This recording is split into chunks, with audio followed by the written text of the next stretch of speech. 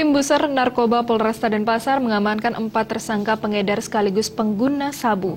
Berdasarkan hasil pemeriksaan, keempat tersangka merupakan orang baru dan tidak menjadi bagian dari jaringan yang sama.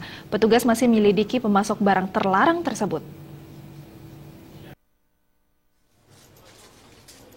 AR yang tinggal di Jalan Pulau Kawe diamankan petugas di Jalan Besaki Denpasar karena kedapatan membawa 1 paket sabu-sabu yang akan ditempel oleh tersangka.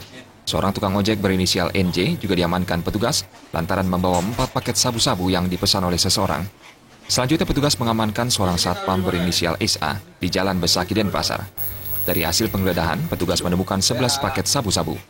Tersangka lainnya yakni DI yang berprofesi sebagai karyawan salon diamankan petugas setelah dilaporkan masyarakat yang sering melihat tersangka mengedarkan sabu-sabu.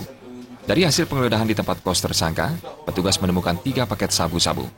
Keempat tersangka langsung digiring ke Polresta Denpasar untuk keperluan penyelidikan lebih lanjut.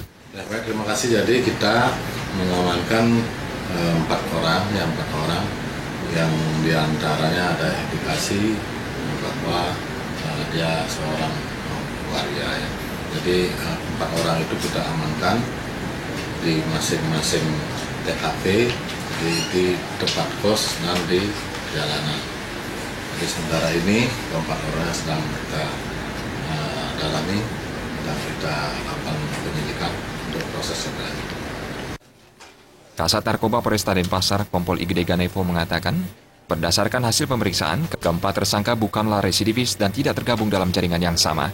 Namun pihaknya tetap mendalami pemasok barang terlarang tersebut. Keempat tersangka kini mendekam di dalam sel tahanan Polresta Denpasar.